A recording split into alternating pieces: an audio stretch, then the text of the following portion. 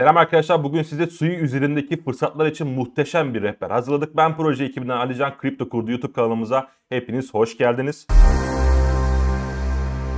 Evet, daha önce de bahsettiğimiz gibi arkadaşlar Sui'de ciddi fırsatların doğacağını sizlere duyurmuştuk ve şimdi bu fırsatların videosuyla karşınızdayım. Öncelikle arkadaşlar Sui'de ciddi bir hareketlenme var. Ciddi bir para girişi var. Airdrop fırsatları var. Her şey var arkadaşlar. Bunları tek tek size anlatacağım. O yüzden videodan ayrılmayın. Öncelikle arkadaşlar bir verileri okuyalım. Yani DeFi tarafındaki verileri okuyalım. Sonrasında arkadaşlar airdrop fırsatlarına gireriz sizlerle birlikte. Şunu da hatırlatayım arkadaşlar. Bu tweetten, yani bu tweet'i biz 6 Ocak'ta atmıştık. Bu tweetten sonra arkadaşlar, yani 0.80'lerdeydi. 1.40'lara kadar ulaştı. 1.45, 1.43'lere kadar ulaştı. Değerlendiren arkadaşlarımızı da tebrik ederiz. Tabi piyasa biraz kırmızı, biraz kötü. O yüzden aşağıya doğru bir eğilim var arkadaşlar.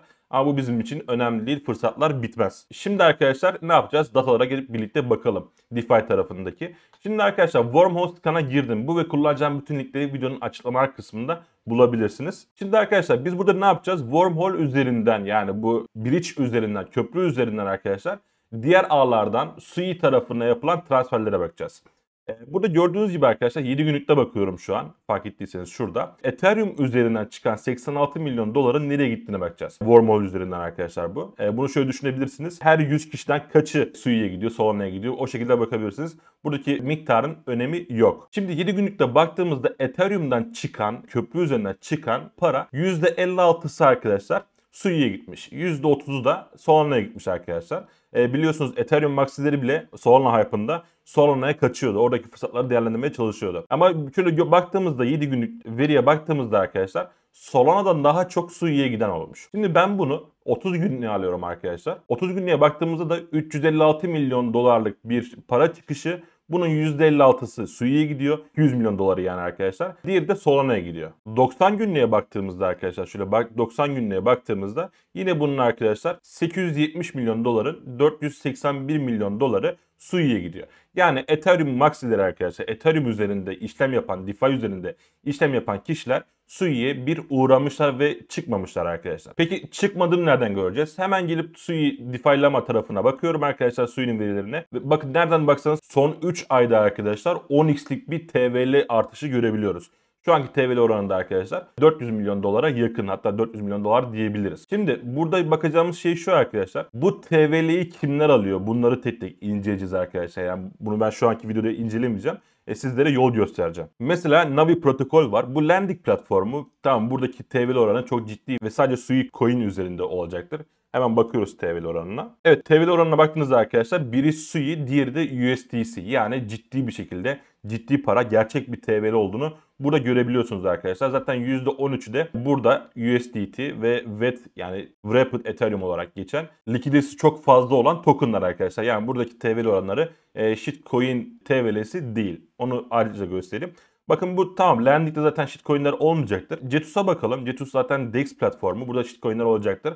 Bunun TVL oranlarına baktığımızda bakın USDC ve USDT büyük çoğunluğu, pastanın büyük çoğunluğu, yani TVL pastasının büyük çoğunluğu zaten almışlar. Buradaki ufak tokenlar da zaten burada TVL'ye çok etki etmediğini görebiliyorsunuz arkadaşlar şurada. O yüzden buradaki TVL oranlara çok ciddi ve gerçek olduğunu söyleyebilirim. Şimdi Wormhole scan'a geri döndüğümüzde arkadaşlar bakın burada target'i şöyle değiştiriyorum. Sui'ye çeviriyorum arkadaşlar. Şöyle Sui'ye alıyorum. Sui'ye gelenlerin %86'sı Ethereum tarafından gelmiş. Yani Ethereum demek DeFi demek arkadaşlar. DeFi tarafından gelmiş. Tabi burada JAX'ler yok. Yani JAX transferi yok. Mesela ben gidip Binance ya da Bybit gibi borsalardan Sui wallet'ıma para çektiğimde arkadaşlar buraya yansımıyor. Burayı sadece istatistik olarak görebilirsiniz. Sonla kullanıcıları da arkadaşlar %7 kısmını kapsıyor.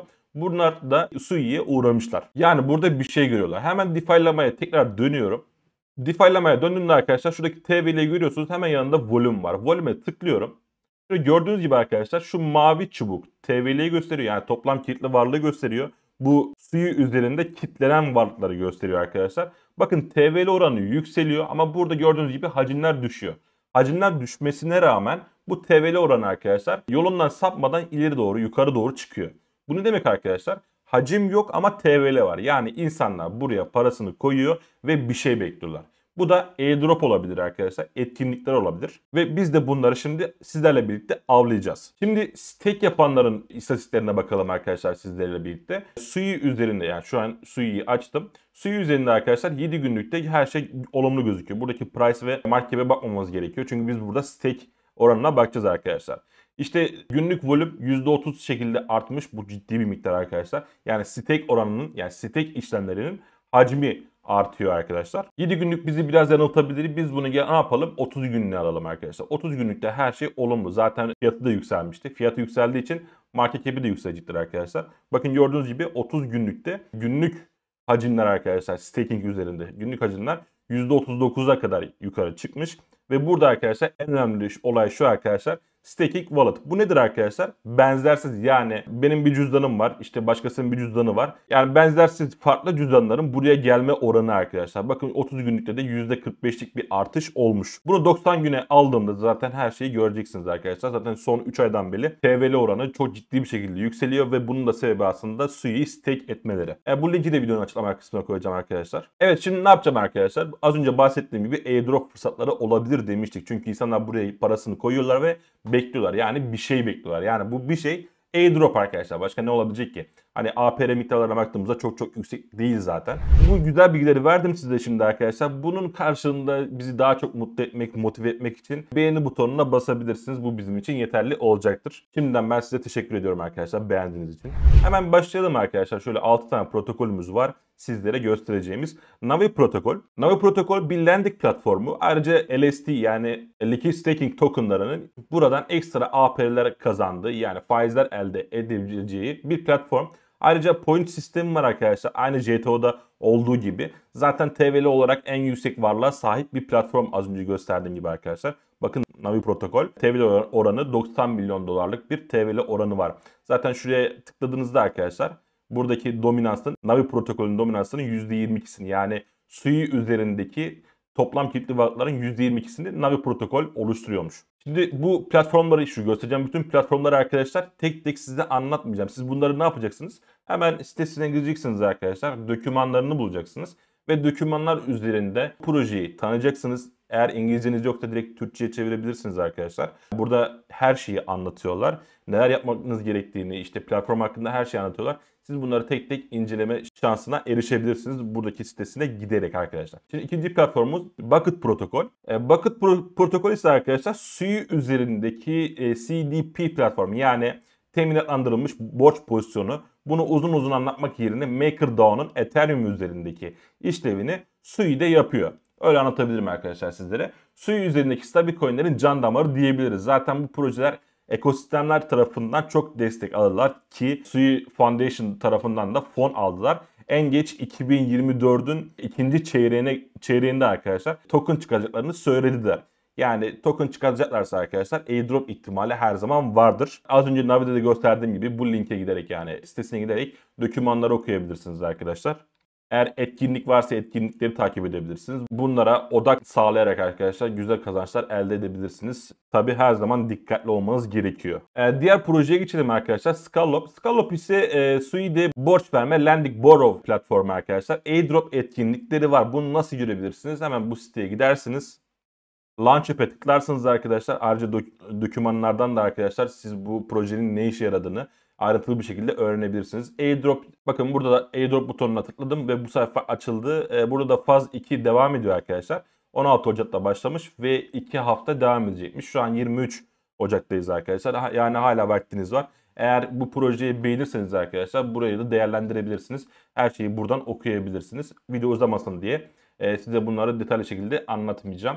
Header protokol ise arkadaşlar Sui üzerinde liquid staking platformu ve ciddi bir TVL oranına sahip arkadaşlar. Şuradan da göstereyim size. Evet, gördüğünüz gibi arkadaşlar burada 8 milyon dolarlık bir market dedim, TVL oranı var. Ayrıca arkadaşlar Discord'larındaki adminler kullanıcılara airdrop vereceğini söylemişti. Siz de bu platformu arkadaşlar az önce gösterdiğim gibi dokümanlarını araştırarak, inceleyerek eğer beğenirseniz burada işlemler yapabilirsiniz. Şimdi arkadaşlar diğer projemiz olan KiriaDEX'e bakalım. KiriaDEX ise Sui üzerinde bir DEX platformu. Swap işlemleri, işte köprüleme işlemleri gibi birçok DeFi ürününün bulunduğu bir platform. Rewards kısmı var arkadaşlar Chakra adında. Onu da size göstereyim.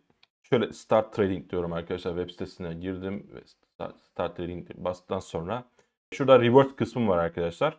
Burada Chakra adında bir etkinlikleri var. Siz de bunu detaylı bir şekilde araştırıp eğer beğenirseniz bir önceki projelerde olduğu gibi bunu değerlendirebilirsiniz. Ve son projemiz, yani bu videodaki son projemiz arkadaşlar Volo. Volo'da arkadaşlar az önce bahsettiğim Heedle gibi arkadaşlar bir liquid staking platformu.